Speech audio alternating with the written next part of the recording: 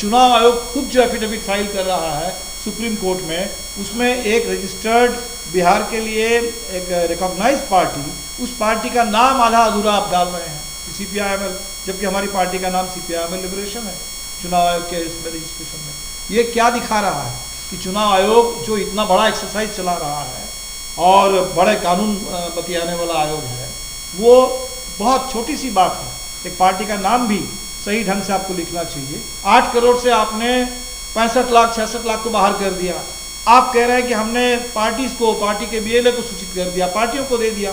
मतदाता को आपने ये सूचना दी कि आपका नाम हमने इस वजह से मतदाता सूची से बाहर कर दिया। हमारे BLA ने ऑन प्रोटेस्ट एक्सेप्ट किया कि हमें जो सूची चाहिए थी कि आपने किन को डिलीट किया और किस ग्राउंड पर डिलीट किया, हमें वो सूची नहीं मिली। वो सूची नहीं मिली जिस सूची की हमने मांग की थी। वो सूची जो पूरा विपक्ष मांग रहा है, वो सूची आपने नहीं दी। 7.5 लाख से भी ज़्यादा मरने वालों के आकलन में इजाफा हो जाता है आखिरी सप्ताह। उसी के साथ साथ आप देखेंगे कि जिस कैटेगरी में कहा जा रहा है परमानेंटली माइग्रेटेड, बिहार से जो स्थायी तौर पर बाहर जा चुके हैं, बाहर के ही अब बासिंदा हो चुके हैं, ये जो आंकड़ा है ये आपके 18 तारीख को 19 जुलाई का जो प्रेस रिलीज था, उसमें ये आंकड़े थे 19,74,000। 19,74,000 ये 19 तारीख को चुनाव आयोग का आंकड़ा था कि 19,74,000, 20 लाख से कम ये लोग बिहार से स्थायी तौर पर बाहर जा चुके हैं। और ये आंकड़ा जो फाइनल रिपोर्ट आई, उसमें ये आंकड़ा हो गया है आपके 36 लाख। आप देखिए, छलांग देखिए, आखिरी हफ्ते में ये आपके 19 लाख से छलांग लगा करके 36 लाख, लगभग डबल एक हफ्ते में। शुरुआती 3 हफ्ते में 19 लाख था और आखिरी हफ्ते में वो छलांग लगा करके 36 लाख हो गया। इसी तरह का आंकड़ा देखिए, एक आंकड़ा आता है अनट्रेसेबल, जो आंकड़ा शुरू में 11,000 था 19 तारीख को, 22 तारीख को भी 11,000 समथिंग था। ये आंकड़ा हो गया है 1 लाख।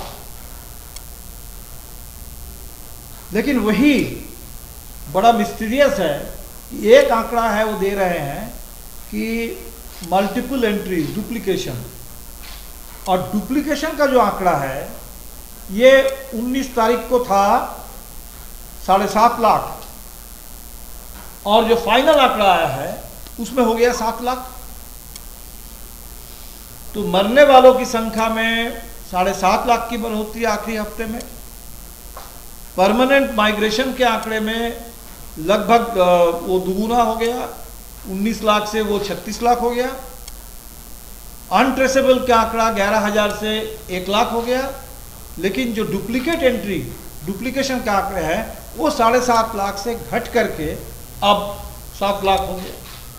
अब ये कुल मिलाकर के आंकड़ों का पूरा जो एक ज़बरदस्त, एक इसको क्या कहा जाए, जादू चुनाव आयोग ने जो कर दिया SIR में, इसका कोई जवाब तो है नहीं। अब आइए कि सुप्रीम कोर्ट ने जो चुनाव आयोग से कहा, और हम लगातार देख रहे हैं कि सुप्रीम कोर्ट चुनाव आयोग को एक कॉन्स्टिट्यूशनल बॉडी के हिसाब से ट्रीट कर रहा है, और इसीलिए सुप्रीम कोर्ट ने अभी तक कोई ऑर्डर नहीं किया। सुप्रीम कोर्ट ने सिर्फ एडवाइस किया। लेकिन सुप्रीम कोर्ट के हर एडवाइस वो चुनाव आयोग ने पूरी तरह से एक उसकी उपेक्षा करते हुए, अवहेलना करते हुए सिरे से खारिज कर दिया। जैसे चुनाव आयोग ने, सुप्रीम कोर्ट ने चुनाव आयोग से कहा था कि डॉक्यूमेंट में आप आधार को शामिल कीजिए, आप राशन कार्ड को शामिल कीजिए, आप शामिल कर दीजिए उसमें वोटर आई कार्ड को। ये चुनाव आयोग ने सिरे से इनकार कर दिया। अभी जो चुनाव आयोग से सुप्रीम कोर्ट ने कहा था कि आप जिन लोगों को आपने बाहर किया है इलेक्टोरल ड्राफ्ट रोल से, किस कारण से आपने बाहर किया, उसके कारण बताते हुए आप अलग अलग सूची दीजिए। और हम जो देख रहे हैं कि SIR की सूची हिंदी में मिल रही है, लेकिन जो लोग डिलीट हो गए हैं नाम, ज़्यादातर जिलों से हमें जो रिपोर्ट मिल रही है कि वो सूची अंग्रेजी में है, वो सूची हिंदी में है भी नहीं, और उसमें कारण नहीं बताया जा रहा। तो आपको पता है कि सुप्रीम कोर्ट ने चुनाव आयोग से कहा था कि 9 अगस्त तक आप इस पर अपना जवाब फाइल कीजिए, और वो जवाब चुनाव आयोग का आ गया है सुप्रीम कोर्ट के सामने, और वो जवाब तो और ज़्यादा परेशान करने वाला जवाब। तो जवाब इतने कैजुअल तरीके से जवाब दिया गया है, उसमें तो एक जगह हमारी पार्टी का नाम भी लिया गया कि हमने CPI-ML को भी ये उपलब्ध करा दिया। तो हमारी पार्टी का नाम चुनाव आयोग के एक रजिस्टर्ड और मान्यता प्राप्त पार्टी के हिसाब से हमारी पार्टी का नाम है CPI-ML लिबरेशन। और चुनाव आयोग जो एफिडेविट, वहाँ चुनाव सबसे एफिडेविट की मांग हो रही है, राहुल गांधी से भी एफिडेविट की मांग हो रही है, और चुनाव आयोग खुद जो एफिडेविट फाइल कर रहा है सुप्रीम कोर्ट में, उसमें एक रजिस्टर्ड बिहार के लिए एक रिकॉग्नाइज पार्टी, उस पार्टी का नाम आधा अधूरा आप डाल रहे हैं CPI-ML, जबकि हमारी पार्टी का नाम CPI-ML लिबरेशन है चुनाव आयोग के इसमें रजिस्ट्रेशन में। ये क्या दिखा रहा है कि चुनाव आयोग जो इतना बड़ा एक्सरसाइज चला रहा है और बड़े कानून बतियाने वाला आयोग है, वो बहुत छोटी सी बात है, एक पार्टी का नाम भी सही ढंग से आपको लिखना चाहिए, वो भी चुनाव आयोग के एफिडेविट में नहीं है। तो चुनाव आयोग ने कहा, जहाँ कहा था कि हम SIR जो है ये जो नेचुरल जस्टिस की प्रक्रिया है उसके तहत हम कर रहे हैं, कानून, रूल ऑफ लॉ और नेचुरल जस्टिस। तो नेचुरल जस्टिस की तो ये मांग है कि जिन लोगों ने 2024 में अभी वोट डाला है, वैसे 66 लाख लोगों का नाम आप मतदाता सूची से, तो पॉलिटिकल पार्टी से क्या मतलब है? मतदाता तो स्वतंत्र है, मतदाता तो किसी पॉलिटिकल पार्टी के सदस्य नहीं है। तो चुनाव आयोग पार्टियों से नहीं डील कर रहा है, चुनाव आयोग इस देश के, बिहार के करोड़ों करोड़ मतदाता, तो 8 करोड़ मतदाता जहां है, 8 करोड़ से आपने 65 लाख 66 लाख को बाहर कर दिया। आप कह रहे हैं कि हमने पार्टी को, पार्टी के BLA को सूचित कर दिया, पार्टियों को दे दिया। तो पहली बात तो पार्टी को आपने दिया नहीं दिया वो एक अलग सवाल है, लेकिन मतदाताओं को आपने दिया कि नहीं दिया? एक एक मतदाता को आपने बाहर कर दिया है। उस मतदाता को आपने ये सूचना दी कि आपको आपका नाम हमने इस वजह से मतदाता सूची से बाहर कर दिया। तो हमें तो लगता है कि ये एक basic abdication of responsibility, abdication of responsibility and accountability on the part of election commission. Election commission doesn't deal with only political party. Political party से आपको कंसल्ट करना है, आप दावा करते हैं कि हम कंसल्ट करते हैं, लेकिन इतना बड़ा SIR करने से पहले आपने कंसल्ट नहीं किया। और SIR जब शुरू हुआ तो बीच बीच में हमने जो भी आपसे कहा कि इस SIR की प्रक्रिया को लेकर के कि इसको दुरुस्त कीजिए, वो आपने सुना नहीं।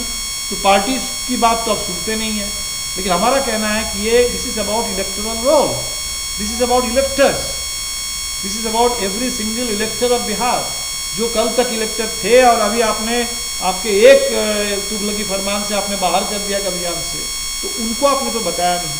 तो हमें लगता है कि ये चुनाव आयोग, सुप्रीम कोर्ट को भी इस पर देखना चाहिए कि चुनाव आयोग का जो रवैया है, सुप्रीम कोर्ट के सवालों का भी सही ढंग से जवाब नहीं है, और पार्टियों के नाम पर कि पार्टियों को हमने दे दिया, BLA, हमारे BLA ने ऑन प्रोटेस्ट एक्सेप्ट किया कि हमें जो सूची चाहिए थी कि आपने किन को डिलीट किया और किस ग्राउंड पर डिलीट किया, हमें वो सूची नहीं मिली।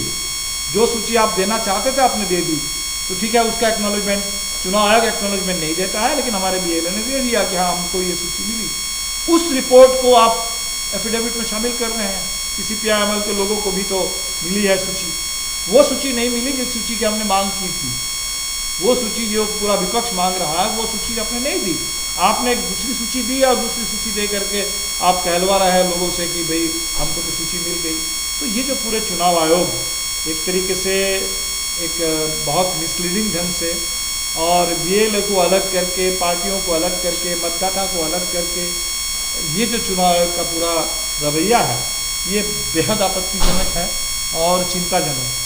तो हम लोग 9 से 11 3 दिन का पूरे देश के पैमाने पर चुनाव चोर गद्दी छोर इस नारे के साथ, क्योंकि इसी बीच में जो राहुल जी ने खुलासा किया, मैं समझता हूँ कि बहुत बहुत बड़ा खुलासा है कि एक लोकसभा चुनाव में, एक लोकसभा के एक विधानसभा में अगर 1 करोड़ मतदाता फर्जी हैं, एक लाख 1,02,000 मतदाता फर्जी है एक विधानसभा में। तो और जहाँ 32,000 के अंतर से वहाँ बीजेपी को जीत हुई है, तो बहुत सीधा है मामला। इससे बड़ा और क्या सबूत होगा। और वो सबूत आने के बाद तो चुनाव आयोग को तत्काल एक इन्वेस्टिगेशन करने की जिम्मेदारी थी।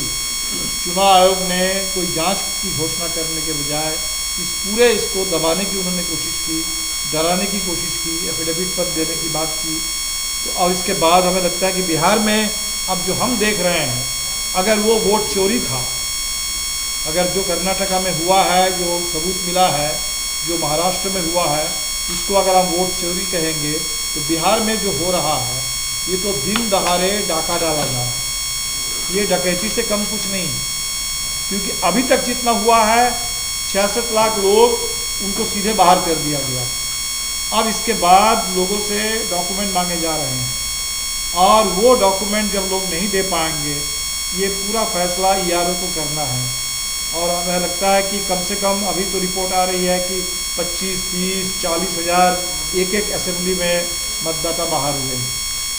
आगे चल करके जब डॉक्यूमेंट का स्टेज आएगा तो और 40-50 हज़ार लोग कम से कम बाहर हो जाएंगे, और वो डॉक्यूमेंट को लेकर के मतदाता फाइनल निर्णय ईआरओ को लेना है। और तीसरा, जो फॉर्म 6 भरने के लिए कहा जा रहा है, नए मतदाताओं के लिए फॉर्म 6 होते हैं, लेकिन जिनका नाम बाहर हुआ है उनसे भी आप कह रहे हैं कि आप फॉर्म 6 भर के दीजिए। तो क्यों देंगे? तो क्यों फॉर्म 6 भर के देंगे? क्योंकि वो तो कल तक थे। तो आपको कायदे से इसको ऑब्जेक्शन के तौर पे ट्रीट करना चाहिए कि गलती से आपने अपने ढंग से कर दिया किसी को बाहर, तो उसको करेक्ट कीजिए। फॉर्म 6 नए मतदाताओं के लिए है, और नए मतदाताओं के लिए भी जो सूची अभी भराए जा रहे हैं, तो हम देख रहे हैं कि महादेवपुरा मॉडल, महाराष्ट्र वाला स्केल, महाराष्ट्र से हमको स्केल मिला कि कितने बड़े पैमाने पर फॉर्म 6 के जरिए मतदाताओं की उसमें भर्ती की गई है, और महादेवपुरा से हमको टेम्पलेट मिला।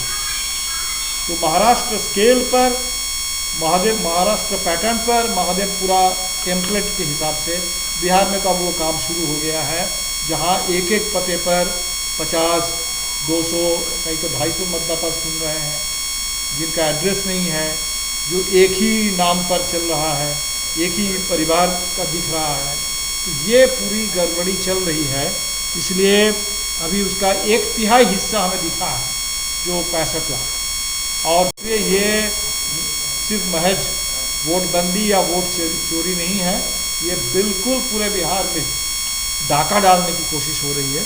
और इसीलिए हम लोगों ने 9 से 11 ये अभियान लिया। 12-13 हमारी केंद्रीय कमेटी की मीटिंग पटना में ही होगी। हमारे पूरे देश भर से केंद्रीय कमेटी के साथी अब आएंगे। 12-13 को हम लोग बैठक करेंगे।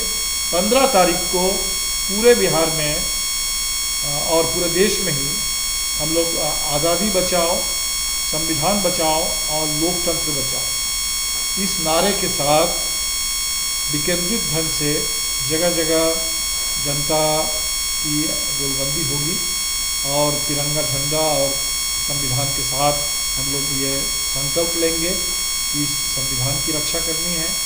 और संविधान में जो सबसे बुनियादी अधिकार देश के नागरिकों को मिला है, वो है वोट डालने का अधिकार, इसकी रक्षा करनी है। 17 तारीख से पूरे इंडिया गठबंधन की ओर से एक यात्रा बिहार में चलेगी 30 अगस्त तक, और जिसका समापन पटना में 1 तारीख से होगा। ये वोटर अधिकार यात्रा है। तो पूरे बिहार में अगस्त महीने का आंदोलन का कार्यक्रम है मतदान के अधिकार की रक्षा करने के लिए। और बिहार के लोगों से यही अपील करेंगे कि 1942 को याद कीजिए। 1942 में महाराष्ट्र से नारा आया था, कांग्रेस का अधिवेशन वहीं हो रहा था, जहाँ से गांधी जी ने करो या मरो का नारा दिया था, अंग्रेज़ों भारत छोड़ो का नारा दिया था, और जिसके चलते उस समय कांग्रेस के पूरे नेतृत्व को जेल में डाला गया था। लेकिन बिहार के नौजवान थे जिन्होंने उस करो या मरो का जो नारा था, अंग्रेज़ों भारत छोड़ो का नारा था, उस नारे को अपना आंदोलन का नारा बना लिया। और 11 अगस्त आते आते हमारे 7 नौजवान पटना में शहीद हो गए इस तिरंगा को फहराते हुए। तो 1942 के आंदोलन को पूरे देश में सफल बनाने का काम सबसे ज़्यादा बिहार से हुआ था। महाराष्ट्र से नारा आया था और बिहार से हुआ था। इस बार भी जो महाराष्ट्र में चोरी हुई है चुनाव की, और जो 2024 के चुनाव की भी चोरी, जिसका सबूत हमें कर्नाटका से मिला है कि ये चुनाव चोर गद्दी छोर, ये जो नारा पूरे देश में गूंजने लगा है, इस नारे को भी, इस आंदोलन को भी साकार करने, उसको सफल बनाने की पूरी जिम्मेदारी बिहार के कंधों पर है। और बिहार के आज के मतदाता 1942 के भारत छोड़ो आंदोलन को याद करते हुए लोकतंत्र की रक्षा करने के लिए, मताधिकार की रक्षा के लिए, आज़ादी की रक्षा के लिए